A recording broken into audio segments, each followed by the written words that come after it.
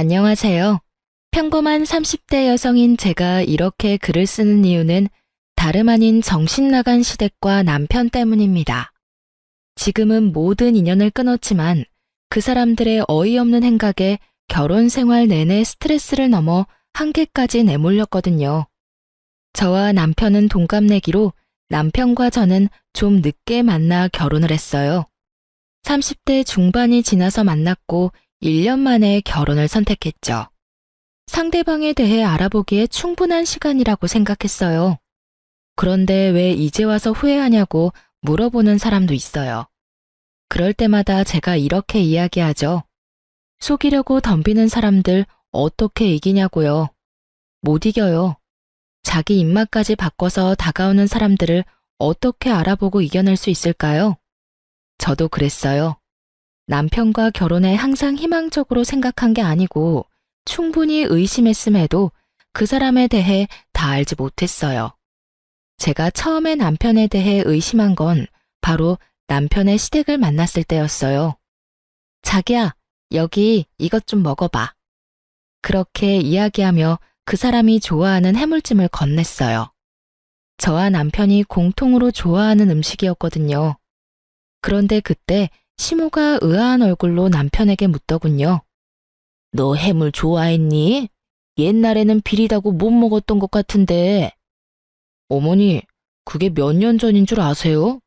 이제는 고기보다 해산물이 더 좋아요. 그래? 이상하네. 입맛도 바뀌나? 시부모는 저보다 더 남편에 대해 모르는 것 같았어요. 근데 너 직장 어디 다닌다고 했지? 그냥 중소기업이에요. 월급도 최저시급밖에 안 돼요. 시부는 남편이 어디에서 일하는지조차 모르고 남편은 그런 시부에게 태연하게 거짓말을 하더군요. 제 의문을 알아챘는지 남편이 상견례 후 저와 단둘이 있을 때 말하더군요. 사실 부모님들이랑 그렇게 친하지 않아. 어릴 때 떨어져 지냈고 그것 때문에 여전히 대면대면 하거든. 그럴 수도 있다고 생각했어요. 어느 집안이나 사연 없는 집안 없고 차라리 시부모와 관계가 흐릿한 것이 며느리 입장에서는 더 나을 수도 있잖아요. 그런데 아버님한테 왜 거짓말했어? 최저시급 받는 것도 아닌데. 당신만 내 진짜 월급 알면 돼. 두 분이 나랑 결혼하는 것도 아닌데 뭐. 난 당신한테는 속이는 거 없어. 말을 교묘하게 돌렸어요. 차라리 이때 더 추궁해서 남편 가족에 대해 더 잘 들었다면 분명히 이후에 있었을 안 좋은 일은 없었겠죠. 그렇지만 그렇게 되지는 못했고 저와 남편은 결국 결혼을 하게 됐어요. 그리고 결혼 후 저는 너무 당황스러운 일과 마주했어요. 남편과 상견례 전까지 연락도 그다지 안 하며 지냈던 시부모가 결혼 직후 저희 집에 너무 자주 찾아오더군요. 저희 집은 시댁과 그리 가까운 것도 아니었습니다. 편도 1시간이 넘는 거리인 저희 집에 찾아와서는 밥만 먹고 떠나시는 거였어요. 아무 용건도 없이 찾았다는 거죠. 물론 시부모가 찾아오는 것이 잘못된 건 아니에요. 저희 사는 모습 확인하고 싶을 수도 있고 남편 보고 싶을 수도 있으니까요. 게다가 결혼 초기이니 당분간만 이러다 말겠지 싶었어요. 그런데 시부모가 집에만 오면 돈이 없어지더군요. 처음에는 잔돈이었습니다. 제가 저금통에 잔돈을 모아두는 게 있었는데 두 분이 왔다 가셔서 그게 사라졌더라고요. 큰 물건은 아니고 잘그락 소리도 나니까 이때는 시부모를 의심하지는 않았어요. 그런데 두 번째 분실부터는 시부모를 의심할 수밖에 없었어요. 두 번째 분실된 건 제가 비상시에 쓰려고 몰래 숨겨둔 비상금 30만 원이었어요. 그걸 안방 화장대 서랍장 안쪽에 넣어놨는데 그게 사라진 거예요. 그리고 제가 시부모를 의심하는 이유는 하나뿐이었어요. 그날도 시부모님이 오셨는데 처음에는 시모가 먼저 화장실을 가고 싶다고 했거든요. 그런데 시모가 화장실 들어가자마자 시부도 화장실이 가고 싶다고 하는 바람에 어쩔 수 없이 안방 화장실을 안내해드렸어요. 그리고 두 분과 식사를 하고 용돈이라도 드려야 하나 싶어서 안방 화장대 서랍장 안쪽에서 현금을 꺼내드리려고 했는데 그게 그 사이에 없어진 거예요. 당연히 의심은 시부에게로 쏠릴 수밖에 없었죠. 무척 의심스러웠지만 추측만 가지고 시어른을 추궁을 할 수는 없잖아요. 그래서 남편과 시댁 몰래 집에 카메라를 달았습니다. 그리고 한 달 뒤 시부모가 온다는 말에 똑같이 화장대 안쪽에 돈을 넣어뒀어요. 그리고 그날도 또 돈이 사라졌고요. 카메라에 시부가 돈 훔치는 걸 확인한 저는 남편에게 먼저 말했어요. 여보, 당신한테 할 이야기 있어. 사실 돈이 자꾸 없어지는데 그거 아버님이 가져가시는 것 같아. 당신이 부모님한테 말해서 앞으로는 집 말고 밖에서 식사하자고 해주면 안 될까? 말하기 힘들었지만 이번에 말하지 않으면 안 될 것 같아 큰 마음 먹고 말했죠. 대신 추궁하는 것처럼 보이지 않도록 어조를 좀 부드럽게 말했어요. 솔직히 남편 입장에서도 부모님 때문에 자기가 듣기 싫은 소리 들어야 하는 입장이니까요. 일의 책임자가 시부인데 남편을 혼내는 것처럼 보이고 싶지는 않았거든요. 그런데 남편 반응이 이상했어요. 우리 아버지가? 우리 부모님이 뭐하러 돈을 훔치겠어? 당신 설마 우리 부모님이 집에 오는 거 마음에 안 들어서 그런 말 하는 거야? 내가 부모님이랑 가깝지 않다고 해서 당신이 이런 식으로 구는 건 좀 아니지. 아무리 그래도 증거도 없이 사람을 모함하는 건. 증거가 있으니까 하는 말이지. 집안에 돈이 2번이나 없어져서 안방에 카메라 달아뒀어. 그런데 아버님이 그거 가져가는 모습 그대로 찍혔어. 솔직히 내가 과민 반응이면 차라리 나았을 거라는 생각까지 들던데. 당신 부모님이 마음에 들고 안 들고를 따지는 게 아니야. 단순하게 돈이 없어지는 거에 대해서 말하고 있는 거라고. 매번 오실 때마다 돈이 없어지면 불안해서 집에 모실 수 있겠냐 이 말이지. 시부의 도둑질 장면이 그대로 찍힌 동영상을 보여주니 남편이 한숨을 푹 내쉬더니 나를 빤히 바라보며 답답하다는 듯 말하더군요. 아, 카메라는 또 언제? 그래서 나한테 이거 보여주면서 말하는 이유가 뭔데? 내가 부모님을 도둑이라고 신고라도 해야 한다는 거야? 그런 말이 아니잖아. 당신이 아버님한테 말 좀 잘해서 이제부터는 밖에서 보자고 하면 되잖아. 우리 집 안에서 보니까 계속 돈이 사라지는 거고. 돈이 없어진다는 걸 핑계로 집에 우리 부모님 드리고 싶지 않은 거잖아. 그리고 얼마 없어졌는데?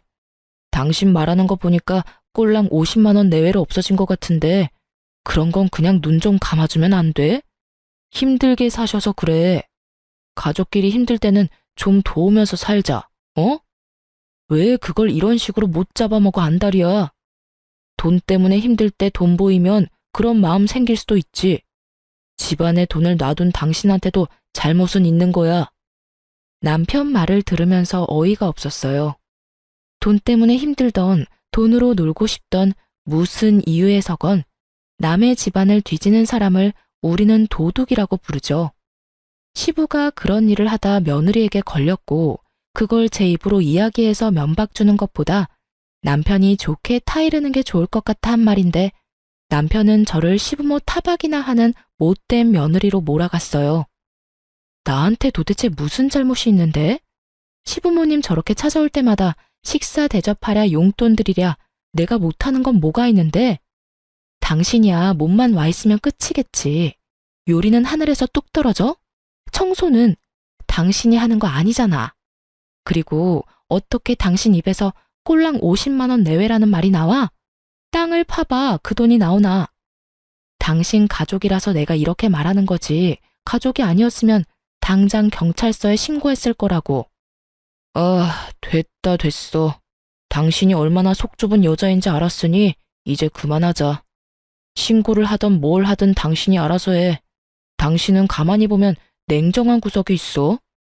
우리 부모님 힘들게 살았는데 그거 하나 이해도 못 해주고 가족끼리 도우며 산다고 생각하면 끝날 일에 이런 식으로 토를 달아서 사람 귀찮게 하고 당신 알아서 해. 결국은 남편은 저와의 대화를 강제로 끝내버렸어요. 정말 화가 났어요. 정말로 힘들고 도움을 받고 싶으면 우리한테 이야기를 하고 돈을 달라고 부탁하면 되잖아요. 만약 돈을 빌려달라고 하거나 차라리 달라고 했더라도 50만 원 정도면 드렸을 거예요. 물론 매번 그렇게 드릴 수는 없지만요. 그렇지만 저한테 그런 이야기를 한 적도 없고 오히려 몰래 집에 있는 돈을 훔쳐가는 게 정상은 아니잖아요? 게다가 저희도 돈을 많이 버는 상황도 아니고 없어진 돈은 다 제 돈이었잖아요. 그러니 더 화가 날 수밖에 없었어요. 그런데 더 화가 나는 건 제가 이렇게 말했음에도 불구하고 남편이 시부모에게 아무 이야기도 하지 않았는지 또 시부모가 저희 집에 왔더라고요. 식사를 하겠다는 명목으로요. 남편이 카메라의 존재를 알고 있으니 이번에는 시부가 그런 짓을 하지 않겠거니 했더니 웬걸? 이번에는 딱 하나뿐인 제 명품 가방을 가져가셨더라고요. 그래도 크기가 좀 있는 거라 가져가기 힘들 거라 생각했는데 기상천외한 방법으로 가져가셨더라고요. 저희가 아파트 1층이었는데 가방을 먼저 저희 안방에서 1층 창을 통해 밖으로 던지고 그 뒤에 차에 뭘 놔두고 왔다는 말로 밖으로 나가 그걸 주워서 가져가서 차 안에 실어놓고 오신 것 같았어요. 안방에서 또 똑같은 짓을 한 걸 보면 남편은 카메라의 존재도 시부모에게 이야기하지 않은 모양이었어요. 게다가 그 가방은 결혼 전에 상견례를 위해 산 거였어요. 저도 평일에는 쓰지 못하고 특별한 날에만 사용하는 거였는데 그걸 홀라당 훔쳐간 걸 보고 저도 더 이상 참지 않기로 했어요. 저는 이 더러운 기분을 남편이 고스란히 맛보게 해주고 싶었어요. 그래서 남편이 가지고 있는 시계 중 가장 아끼는 시계를 몰래 가지고 나와 전당포에 맡겼어요. 물론 돈을 엄청 크게 빌린 건 아니었어요.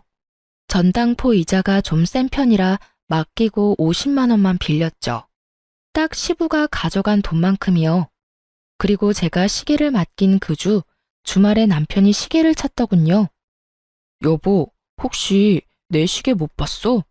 여기 놔뒀는데 없는 것 같은데?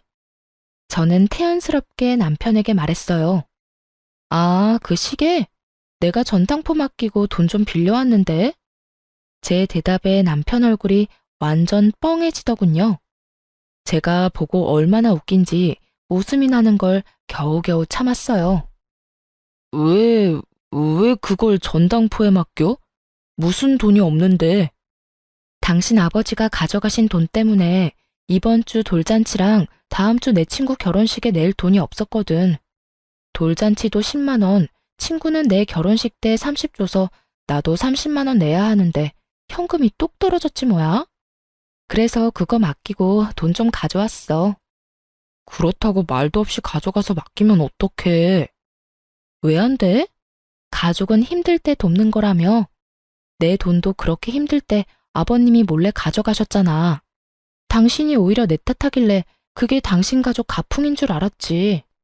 그래서 나도 몰래 맡겼어. 그래도 난 좀 괜찮은 편인 것 같은데? 아예 가져가서 입 싹 닦은 건 아니잖아. 이틀 전에 두 분 오셔서 내 명품 가방도 싹 가져가셨던데. 그건 다시 돌려받지도 못할 거 아냐. 그런 거 생각하면 내가 참 착하지? 당신이 돈만 내주면 다시 돌려받을 수 있을 테니까. 남편이 제 말에 대답을 못하더군요. 입만 벙긋거리는데 저는 웃어줬어요. 그러게 왜 남의 가방을 건드려서 이 모양 이 꼴로 만드는지. 어디 전당포 맡겼는데? 얼마 주고 맡겼어? 그거 알고 싶으면 일단 내 가방부터 찾아와. 그거 가르쳐주면 알려줄게. 와, 진짜 당신 너무한다. 그러더니 시부에게 전화를 하는 듯 하더니 밖으로 황급히 나가더군요. 그리고 2~3시간 뒤에 남편이 제 가방을 들고 집으로 왔더라고요. 중고거래 직전에 돌려받았다고 하더군요. 하마터면 제 손을 떠날 뻔한 가방을 보며 저도 치를 떨었어요. 이걸 팔아서 돈을 마련했다고 하니 답답한 마음이 들어 남편에게 물었죠. 돈이 그렇게 없으시대? 아무리 생각해도 이상하잖아. 시댁에 빚이라도 있는 거 아니야? 제 말에 남편이 말을 잇지 못하더라고요. 그때 딱 짐작이 갔어요. 아, 진짜로 빚이 있고 그 빚 때문에 시부모와 담 쌓고 살았구나 하고요. 그런데 그런 이유면 결혼식 이후에 이 잦은 만남은 이해가 되지 않잖아요. 그래서 남편에게 물었어요. 사실대로 말해줘. 도대체 당신 집에 무슨 일이 있길래 돈이 매번 모자라서 집에 와서 돈을 가져가는 거야? 사실 아버지가 도박을 하시다가 빚을 지는 바람에 돈이 없으셔. 물론 지금은 도박 안 하시고 도박 걱정은 안 해도 돼. 근데 예전에 진 빚을 아직까지 갚고 계셔서 좀 힘드신 것 같아. 그래서 가지고 있던 것도 다 갖다 팔아서 돈 마련하시는 것 같고. 그럼 그걸 먼저 이야기를 해줬어야지. 그제야 모든 게 이해가 갔어요. 도박 빚이 있으니 그간 남편이 시댁과 소원한 거였어요. 그렇지만 결혼 전에 이런 중요한 일을 속인 남편에게 화가 너무 났어요. 이건 그런 단순한 문제가 아니잖아요. 시부모가 돈을 못 갚으면 언제 우리한테 불똥이 튈지 모르는데 게다가 더 추궁하니 시댁이 남편에게 경제적으로 의존하고 있더라고요.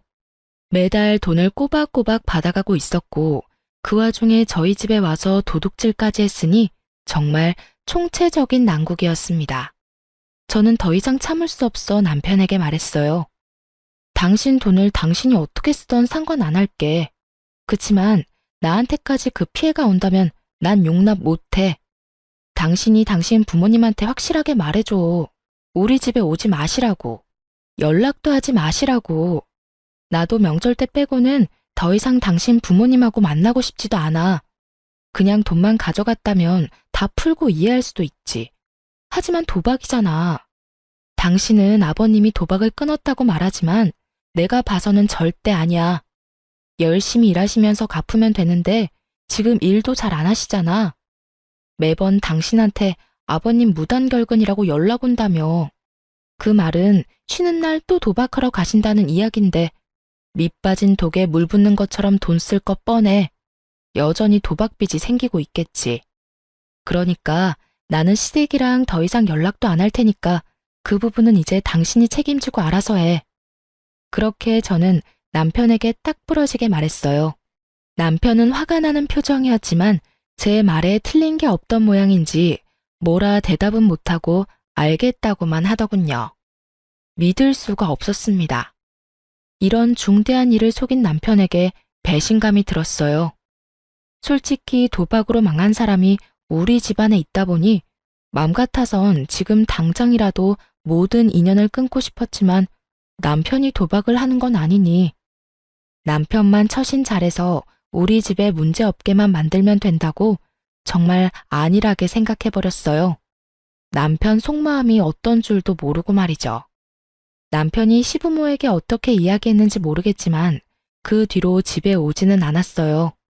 하지만 계속 모르는 전화번호로 전화와서 시부모가 돈을 요구하더군요. 한 번은 시모, 한 번은 시부. 그렇게 번갈아가며 사람을 못 살게 굴었어요. 도박을 한다는 걸 들켰다며 남편에게 들어서 그런지 돈을 달라는 말에 더 이상 예전 같은 조심스러움도 없었어요. 마치 돈을 빌려주고 받는 것처럼 아주 당당하게 제게 돈을 요구하는 모습에 학을 뗐어요. 결국 제가 전화번호를 바꿔버렸어요. 그리고 모르는 전화번호도 더 이상 받지 않았어요. 이때쯤에는 정말 절실히 이혼 생각이 났어요. 만약 남편이 직접 도박을 했다면 당장 이혼을 했을 거예요. 그렇게 시댁과의 관계는 이렇게 끊어지는 것처럼 보였어요. 하지만 그게 그렇게 쉬운 일이 아니었어요. 시부모는 끊임없이 저와 남편에게 돈을 뜯어내려고 했어요. 그리고 그 와중에 남편은 일이 바빠져 점점 출장이나 야근이 잦아졌어요. 그리고 그 운명의 날이 찾아왔죠. 저희의 모든 것을 뒤바꾼 그날. 그날은 남편이 전날부터 초등학교 동창들과 여행을 가고 없었어요. 토요일 집안 청소를 열심히 하는데 폰이 울렸어요. 시어머니라고 뜨는 화면을 보며 한숨을 쉬었어요. 여태껏 모르는 번호로 내내 전화를 해오더니 갑자기 자기 본래 전화로 연락을 하니 뭔가 중요한 할 일이 있나 보다 싶은 마음이 들더군요. 그래서 전화를 받았어요. 그리고 여보세요 라는 말을 하기도 전에 시모의 엄청난 목소리와 마주하게 됐어요. 너 어떻게 그런 말을 할 수가 있어? 왜 내가 아들한테 돈 빌리는데 너한테 허락을 받아야 해? 정말 어이가 없어서 너희 집에 가지도 못하게 한 것도 너지? 어떻게 아들한테 연락도 못하게 할 수가 있어? 네가 그러고도 사람이니? 돈을 빌리겠다는 것도 저는 아는 바 없었고 갑자기 전화 와서 그런 말을 듣는 것도 어이없었어요. 제가 무슨 말을 했다고 전화한 건지 모르겠더라고요. 제가 무슨 말을 했다고 그러세요? 남편 지금 남편 없다고 말하려고 했는데 시모가 제 말을 뚝 끊어먹고는 자기 할 말만 하더라고요. 이렇게 시침이 뗄 거야? 너 오늘 아침에 네가 우리 아들한테 돈 빌려주지 말라고 했잖아. 내가 네 목소리 수화기 너머로 다 들었어. 못 들을 줄 알고 그렇게 이야기한 거지? 네가 뭔데 돈을 주라 말하는 거야? 그 돈이 네 돈이니? 우리 아들 돈이지. 너 여태껏 우리 아들 쥐잡듯이 잡으며 살았어? 어쩐지 우리한테 집에 오지 말라고 하래가 아닌데 너 때문에 아들이랑 우리 사이도 완전히 틀어졌어. 네? 오늘 아침이요? 남편이 없었는데 제가 수화기 너머로 말을 할 수 있을 리가 없잖아요. 저는 시모의 말에 찬물을 뒤집어 쓴 것처럼 쎄한 기분이 들었어요. 남편이 동창들과 낚시 여행을 갔다는 걸 말하려다가 입을 닫았어요. 그리고 그 길로 바로 흥신소를 찾아가 남편 뒷조사를 했어요. 하지만 참고 기다리기 너무 힘들어서 직접 찾기로 했죠. 그게 가능했던 이유는 남편이 제 차를 끌고 갔기 때문이었어요. 저는 20대 때 첫 차를 도난당한 전적이 있어서 차 안에서 위치 추적 앱을 달아놨었거든요. 그걸 확인하니 열이 더 뻗쳤어요. 이 인간이 먼 지방 쪽으로 가야 해서 금요일에 가서 일요일에 와야 한다고 했는데 위치 추적 앱에서 제 차는 집과 그리 멀지 않은 캠핑장으로 떴거든요. 거짓말을 했다는 것부터가 뭔가 문제가 있다는 걸 의미하잖아요. 저는 당장 택시를 타고 남편이 있는 캠핑장으로 향했어요. 준비물은 사진기와 베란다에 둔 10m짜리 호스였어요. 캠핑장에 도착해 남편이 어디 있는지 살폈어요. 그리고 곧 남편을 발견했죠. 상간녀와 하하호호 즐기며 팔짱을 끼고 둘이서 밥도 서로 먹여주고 아주 난리도 아니었어요.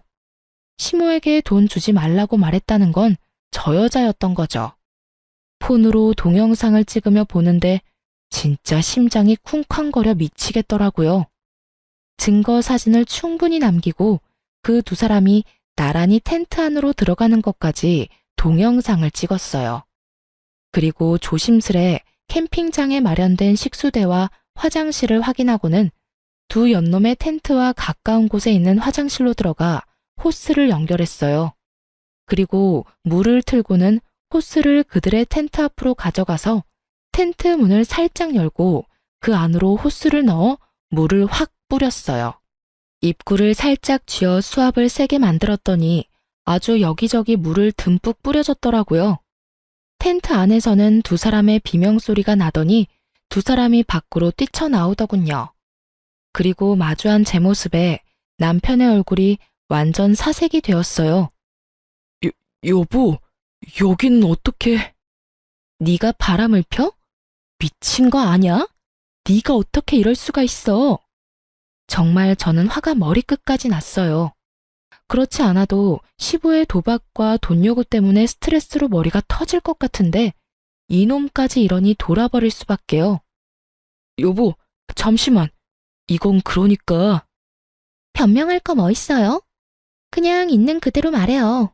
우리 사랑하는 사이라고. 진짜로 헤어져야 하는 건 당신이라고. 맞지? 당신이 그랬잖아. 당장이라도 와이프랑 이혼하고 나랑 결혼하고 싶다고.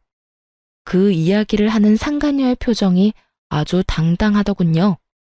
저는 상간녀의 그 당당함에 어이가 없었어요. 그런데 남편놈 얼굴을 보니 상황을 잘 알겠더라고요. 남편 얼굴은 뭔가 잘못됐다는 표정이었거든요. 아마 남편은 그냥 상간녀에게 하던 말이었던 모양이에요. 당신이 말해봐. 당신 진짜로 나랑 이혼하고 저 여자랑 만나고 싶은 거야? 말해보라고. 그러면 이혼해줄게. 이혼하자고. 여보, 그게... 잘 됐네. 자기야, 이런 여자랑 빨리 헤어지고 나랑 살자. 당신도 항상 와이프 싫다고 했잖아. 나 사랑한다며? 그러니까 차라리 이 기회에 이혼해버려. 당신도 항상 구질구질하다고 말했잖아. 내가 도와줄게. 저 여자랑 확실하게 이혼할 수 있도록. 응? 상간녀의 그런 모습에 저는 화를 내다가 순간 멈칫했어요. 바람이나 피는 쓰레기 남편, 도박 중독에 내게 돈 달라 요구하는 시댁. 그 똥을 흔쾌히 가져가겠다는 상간녀. 제가 마다할 필요가 없겠더라고요. 그렇지 않아도 도박빚 갚아달라며 시댁에서 전화와서 난리를 피우는데 헤어지는 게 더 낫지 않을까 싶었죠. 그래서 상간녀에게 이 똥들을 넘기기로 했어요. 당신 생각이 그렇다면 나도 구차하게 매달릴 생각 없어. 이혼하자. 사랑한다는 여자랑 살아. 왜 구질구질한 나하고 살아? 나도 남편 뒤나 캐는 여자가 되고 싶어서 됐겠어? 네가 구린 짓을 하니까 이러는 거지. 됐어. 이제는 모두 끝이야. 집에 돌아올 생각하지 마. 아무것도 모르는 듯한 상간녀를 보고 저는 마음을 굳혔어요. 이렇게 원할 때 주는 게 맞지 않겠나 하고요. 알고 나면 가져가겠다고 할 일 없을 테니까요. 냉정한 제 말에 남편 놈은 눈을 질끈 감고 제 말을 듣고 있더군요. 이혼하기 싫었으면 안 된다고 지금 당장 말했을 텐데 그런 모습이 전혀 없는 걸 보니 이혼에 응한다고 생각해서 그냥 놔두고 집으로 와버렸어요. 그날 집에 돌아와 남편 놈 짐을 다 뺐어요. 이삿짐 플라스틱 상자를 사서 그 안에 옷이며 남편 물건을 전부 때려 넣었어요. 이제 더 이상 볼 일도 없고 저를 두고 바람이나 핀 놈인데 정성스레 짐 쌀 필요 없잖아요. 있는 대로 마구잡이로 집어넣으니 아주 빨리 짐 정리가 끝나더군요. 그리고 그 짐을 모두 현관 앞에 내놨어요. 힘은 정말 많이 들었지만 속은 시원했어요. 더러운 걸 치워버린 기분이라서 그날 저녁에 남편이 돌아오지 않았기에 이혼을 하겠다는 의미로 받아들였어요. 그런데 일요일에 집에 돌아온 남편이 현관에 쌓아둔 짐을 보고는 사색이 돼서 들어오자마자 제 앞에 무릎을 꿇더군요. 여보, 미안해. 내가 정말로 잘못했어. 그러니까 제발 용서해줘. 나는 당신하고 헤어질 생각 없어. 전부 그 여자가 혼자 한 말이야. 내가 그런 말 한 적 있긴 한데 전부 다 그 여자가 각색해서 말한 거야. 그 여자랑 헤어질 테니까 제발 이혼만은 안 돼. 당신 오해하는 거야. 내 진심은 그게 아닌데. 진심? 웃기고 자빠졌네. 네가 진심이었으면 당장 나한테 달려왔었어야지. 그년이랑 2박 3일 그대로 보내고 오는 게 말이나 돼? 넌 아직도 나랑 그 여자 사이에서 저울질하는 거야. 뻔히 보이는데 뭐? 진심? 당신 이제 보니 연기도 잘하네. 모르고 들었으면 깜빡 속았을 뻔했어. 나는 당신 받아줄 생각 없으니까 그 여자한테나 가봐. 짐은 그 여자 집으로 붙여줄 테니까 걱정하지 말고. 여보, 아니야. 나 진짜로 당신하고 헤어질 생각 없었다고. 제발 나 좀 이해해줘. 당신이랑 헤어지면 나 갈 곳도 없어. 그 여자 집으로 가면 되잖아. 왜 나하고 같이 살 생각인데? 사랑하지도 않는다며. 그러면 그 여자랑 사랑하면서 살아. 쓰레기 같은 인간아. 나는 너한테 단 하나도 뺏길 생각 없고 이혼할 때 손해볼 생각도 없어. 당신 유책 배우자로 이혼 소송 걸 테니까 위자료나 준비해도. 어줍잖은 연기로 사람 가지고 놀 생각하지 말고 내가 한 번 당하지 2번 당해? 친구랑 놀러 간다더니 상간녀나 만나고 있던 주제에 내가 널 다시 받아주면 내가 미친년이지. 여보, 난 절대 못 나가. 우리 아직 부부 사이잖아. 이혼 소송하더라도 나는 여기서 안 나갈 거야. 안 나간다고? 그러면 아버지한테 말해서 이 집 다른 사람한테 세놓게 만들어야겠네. 안 그래도 아버지가 언제까지 집 빌려줘야 하냐고 난리거든. 이참에 나도 짐 빼고 나가면 되겠네. 꼭 이렇게까지 해야겠어? 내가 그 여자랑 헤어지겠다잖아. 나 한 번만 믿어주면 안 돼? 두 번도 아니고 처음이야. 실수는 누구나 한 번 정도는 할 수 있잖아. 그 실수가 한 번이 아니잖아. 당신 아버지 도박 중독에 빚까지 있는 거 나한테 이야기했어? 결국 당신 아버지가 도둑질하는 거 들키는 바람에 나한테 이야기해줬지. 내가 묻지 않았으면 이야기할 생각도 없었을 거잖아. 그리고 그 두 분이 나를 얼마나 괴롭혔는지 알기는 해? 그동안 당신한테 부탁했는데 당신은 모른 척 있었잖아. 이참에 그냥 싹 다 정리하자. 더 이상 당신 이기심에 휘둘릴 생각 없고 이런 행동 용서하고 싶은 마음도 없어. 결국 남편은 제 으름장에 집을 나갔어요.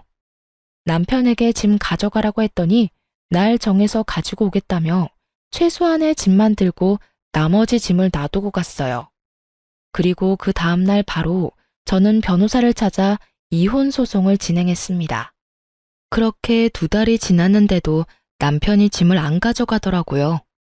그런데 그걸 계속 앞에 놔두는 것도 화딱질이 나더군요. 그래서 3달째 될 때 흥신소에서 알아낸 상간녀의 집 주소로 짐을 실어 모조리 보내버렸어요. 그런데 그걸 보내자마자 시모에게 전화가 오더군요. 내가 아무리 생각해도 어이가 없어서 말이다. 아들이 빌려주지 않는다니 네가 아들 대신 돈 좀 주거라. 네 아버지 도박빚 있다는 건 들었지? 2억 정도 되는데 지금 당장 갚아야 한다더구나. 너희 친정에 말해서 2억만 좀 부탁하마. 친정 잘 살잖니? 그 돈을 왜 저희 친정에 부탁하시는 거예요? 두 분이 만드신 빚, 두 분이 갚으세요. 왜 저한테? 며느리도 자식이지. 결혼을 했으면 늙은 시어른 부양하는 건 당연한 일 아니니? 내가 아들한테 부탁하려고 했는데 아들이 너한테 꽉 잡혀 사는 것 같아서 너한테 이야기하는 거다. 우리가 이 돈 못 갚으면 어떻게 되는지 아니? 이 빚쟁이들이 너희한테 다 갈 거라는 생각 못 했어. 그렇게 됐으니까 우리 돈 갚을 생각하고 있어. 시모는 아주 당당하게 제 친정에 말해서 2억 빚을 갚아달라고 요구하더군요. 상황이 어떻게 돌아가는지 모르고 있더라고요. 저와 남편이 이혼 소송인 중인 것도 모르고 말이죠. 저한테 돈 맡겨놓으셨어요? 집에서 돈 훔쳐간 것만으로도 모자라서 이번에는 이렇게 당당하게 말하시는 거예요. 칼만 안 들었다 뿐 완전 날강도잖아요. 제가 돈이 있어도 안 줘요. 세상에서 제일 멍청한 짓이 도박빚 갚아주는 거라고요. 그래봤자 여전히 도박하시면서 또 빚질 텐데 그때도 갚으라고 하실 거잖아요. 저한테 말하지 말고 아드님한테 말하세요. 돈 원하는 대로 주라고 할 테니까. 네가 돈 주지 말라고 했잖니? 그때 내가 다 들었어. 그러면서 뭘 원하는 대로 준대? 너 가만 보니 이제 거짓말도 하는구나. 그러지 말고 네가 이때까지 모은 돈 좀 내놓으라니까. 상황이 급박해 지금. 저 돈 없어요. 남편이 돈 한 푼은 가져다 주지도 않는데 무슨 돈이 있어서 저한테 돈 달라는 거예요? 돈이 없으면 돈 많은 친정에 빌려서라도 줘야지. 자그마치 2억이야. 그거 못 갚으면 너한테 무슨 일이 생겨도 난 몰라. 이건 뭐 거의 협박이었어요. 남편 때문에 열받았는데 시댁이 이 상황에 기름을 부어버리니 완전 빡 돌았던 제가 한바탕 욕을 쏟아 부으려다가 순간 좋은 생각이 나서 멈췄어요. 2억을 원하시는 거면 저 말고 갚아줄 참한 여자 따로 있거든요. 그쪽으로 제가 안내해 드릴게요. 거기 가서 말씀하세요. 앞으로 저한테 연락하지 말고요. 그리고 모르셔서 저한테 전화하신 것 같은데 저 곧 그 사람이랑 이혼해요. 사랑하는 여자가 생겼다네요. 그 여자가 아마 다 책임져 줄 모양인가 봐요. 재혼하겠다며 저랑 이혼하라던데 제가 이혼해주면 둘이서 결혼해서 살겠죠. 그 여자 집 주소 알려드릴 테니 같이 가봐요. 거기 남편이 지금 살고 있더라고요. 도박빚 2억 갚아줄 여자도 살고 있고요. 뭐? 정말이니? 너희 두 사람이 이혼한다고? 나한테 또 거짓말하는 거 아니야? 돈 안 주고 싶어서. 믿기지 않는 듯 반문하는 시모에게 집으로 오라고 했어요. 그리고 두 사람을 데리고 남편과 상간녀가 살고 있는 집 주소로 향했죠. 같은 지역이었지만 서쪽 끝과 동쪽 끝, 완전 정반대 구역에 살고 있던 저는 1시간이 걸려 그 상간녀가 사는 집으로 갈 수 있었어요. 그리고 도착하니 대문 앞에 제가 보낸 짐들이 수북히 쌓여 있더군요. 안으로 들어가니 한창 싸우는 소리가 들렸어요. 당신 여태껏 나 속인 거야? 당신 짐들이 왜 여기로 와? 이혼해도 당신은 손해볼 거 하나도 없다며? 위자료가 생겨도 다 해결 가능하다며? 그런데 왜 당신 짐이 여기로 오냐고? 자기야, 내가 다 설명할 수 있어. 거짓말은 아니야. 그 집도 내 집인데 내가 유책 배우자잖아. 그래서 재산 분할이나 위자료에서 좀 돈이 많이 나가. 그 집 하나면 다 해결할 수 있으니까 전부인한테 주려는 거야. 거짓말하지 마. 그러면 이 짐이 왜 여기 와 있는데? 내가 위자료 해줄 테니까 그 집 가져와. 거기서 살고 싶단 말이야. 거기보다 더 좋은 곳 들어가면 되지. 거기 생각보다 좋은 곳도 아니고 무엇보다 전부인이랑 살던 데인데 다시 들어가고 싶어? 차라리 그냥 여기서 조금만 지내다가. 여기가 싫다고. 나는 거기가 좋아. 내가 대출이라도 받아서 도와줄 테니까 거기로 들어가자.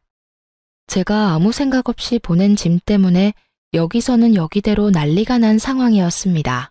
남편이 저희 아버지 집을 자기 집이라고 말해놓은 상태였는데 짐이 오히려 이쪽으로 와버리니 당황한 거였어요. 모두 탄로날 거짓말을 한 남편 놈을 보니 이 상간녀도 그리 깊이 사랑한 건 아닌 모양이었어요. 사귀면서 호감 얻으려고 거짓말 엄청 했는데 본인이 생각지도 않았던 이혼을 하게 돼서 그 거짓말이 자신에게로 모조리 돌아오는 상황이었죠. 저는 속으로 깔깔 웃으며 시모를 상간녀 집 앞으로 데려왔죠. 열려있는 집에 일부러 배를 눌렀더니 두 사람이 복도로 나와서는 시모를 보고는 깜짝 놀랐어요.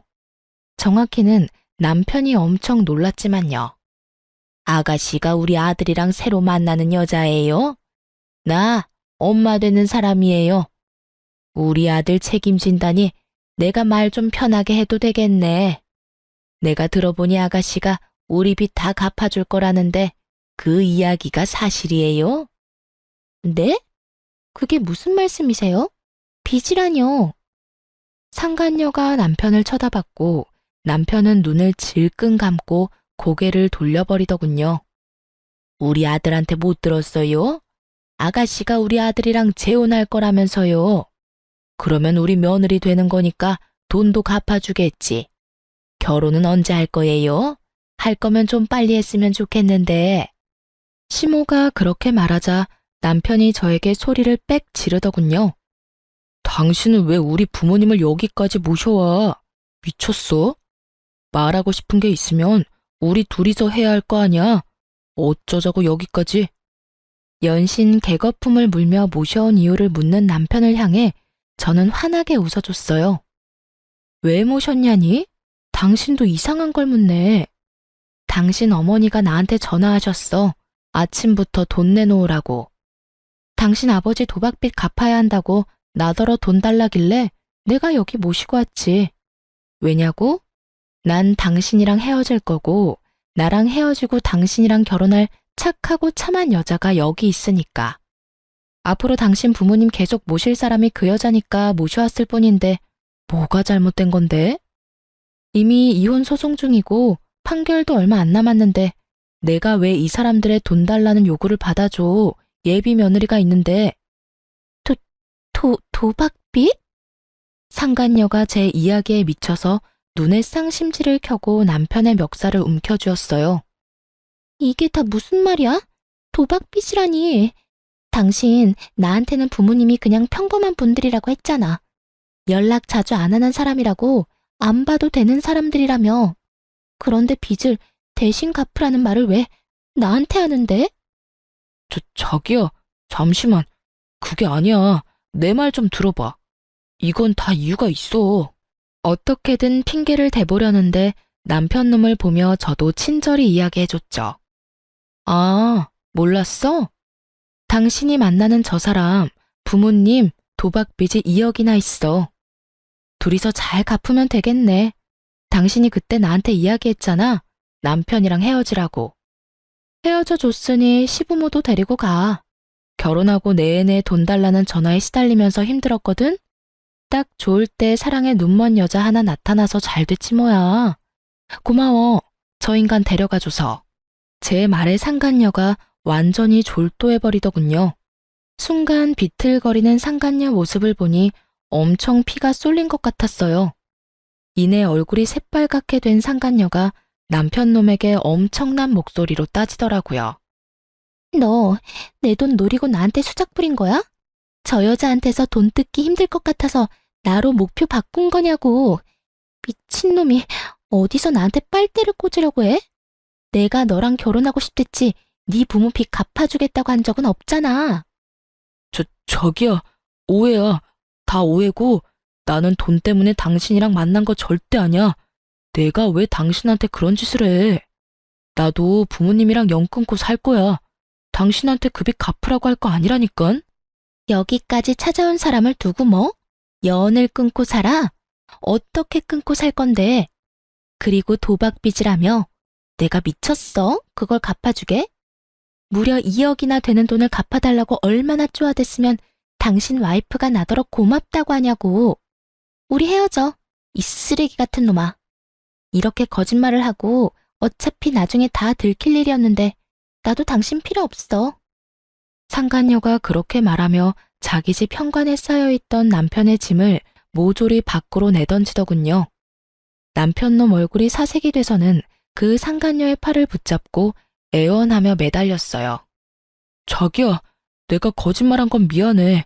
진짜로. 근데 인연 끊고 산다는 건 정말이야. 내가 당신하고 살게 되면 절대로 집 근처에도 못 오도록 할 거야.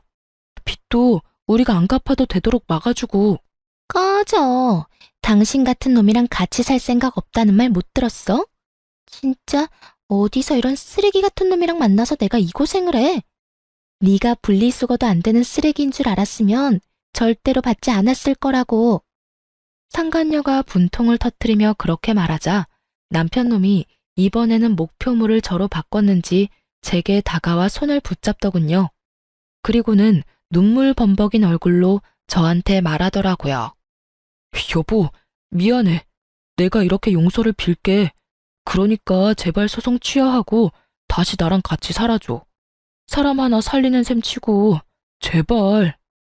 저는 남편놈 얼굴을 쳐다보지도 않고 상간녀에게 차갑게 말했어요. 반품 안 받으니까 가져가. 네가 그 물건 좋다고 나더러 이혼하라며? 그럼 끝까지 네가 책임져야지. 왜 나한테 떠넘겨? 언제는 사랑한다며, 그게 전부라며 다 책임진다면서? 어차피 곧 우리는 이혼 판결 날 거야. 그럼 완전히 법적으로 남남이지. 그러니까 나한테 떠넘길 생각하지 말라고. 제 말에 부들부들 떨며 분노를 표시하던 상간녀가 결국은 못 참고 남편놈 뺨을 찰지게 한 대 날려버리더군요. 그리고는 남편을 밀어서 자기 집 문 밖으로 내보내버렸어요. 남편놈이 상간녀에게 뺨 맞고 정신이 없었는지 제 다리를 붙들고는 또 말도 안 되는 용서 타령을 하더군요. 그래서 저도 이번에는 상간녀가 때린 반대쪽 뺨을 한 대 날려줬어요. 어쩜 그렇게 속이 시원하던지. 저는 남편과 시모를 두고 집으로 돌아왔어요. 그 사람들의 일은 그 사람들이 알아서 할 일이었죠. 그리고 그 일주일 뒤 이혼 판결이 나고 전 남편과 저는 완전히 법적으로 남남이 되었어요. 그 뒤에 전 남편이 어떻게 됐는지 궁금하시나요?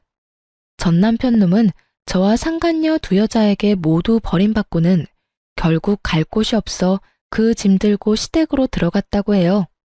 그런데 얼마 안 가서 거기서 뛰쳐나왔다고 하더라고요.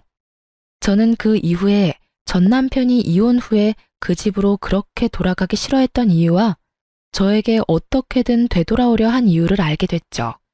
저희 집으로 웬 우락부락한 사람들이 찾아오면서 말이죠.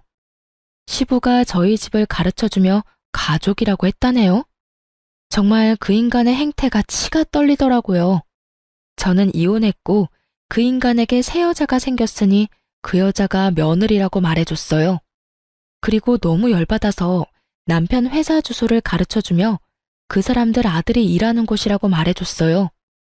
이혼을 해서 남남인데도 저희 집을 노리고 있는 걸 보니 소름이 다 돋더라고요. 그렇게 말하니 그 사람들도 돌아가 버리더군요. 이대로 그 인간과 부부였으면 저 위험해 보이는 사람들이 제가 가진 돈을 다 뜯어갔을지도 모를 일이었어요. 나중에 소문을 들어보니 결국 그 빚쟁이들이 시댁에서 도망친 전 남편을 찾아내서 결국 강제로 시부의 도박 빚을 열심히 갚고 있다고 하더라고요. 잘못했으면 제가 그 모든 일을 뒤집어 쓰고 빚 갚고 있었을 거라는 생각을 하니 빠른 손절이 정답이었다는 걸 깨닫게 됐죠. 그리고 시부는 여전히 도박 중독으로 열심히 도박에 매진하고 있다고 해요. 옛말에 손모가지를 끊어도 도박은 못 끊는다는 말이 있다던데 딱 그거더라고요. 결국은 돈 버는 전 남편과 그 돈을 쓰는 시부가 미친 듯이 싸운다는데 그걸 보고도 시모는 여전히 태연자약하답니다. 참 대단한 가족이에요. 저렇게라도 굴러가는 걸 보면 말이죠. 그리고 상간녀는 전 남편과 그때 헤어지고 완전히 관계가 쫑난 듯 보였으나 지푸라기 잡는 심정으로 전 남편이 상간녀 회사에 찾아가 애원했나 보더라고요. 회사 사람들 앞에서 어떤 고해성사를 했는지 몰라도 직장에도 불륜녀라는 안 좋은 소문이 나서 결국 직장에서도 스스로 나갔다고 들었어요. 역시 사람은 위험한 곳에 가까이 가지 않는 게 맞는 것 같아요. 이혼이라는 것이 때로는 정말 필요하다는 생각을 하곤 합니다. 만약 그대로 남편과 부부 사이였다면 제게도 그 시부의 도박과 관련된 불똥이 튀었을 테니까요. 이렇게 벗어나니 마음이 평화롭네요. 이 글을 읽는 분들도 항상 조심하세요. 언제나 속이려는 사람은 어떻게든 속이고 말아요. 속는 사람이 바보가 아니라 속이려는 사람이 무서운 사람인 거예요. 그리고 사소한 걸 속이고 감추려는 사람은 꼭 한 번쯤 의심해 보시길 바랍니다. 저야 다행히 그 악연에서 벗어났지만 앞으로도 주의하며 의심하며 살아갈 예정이에요.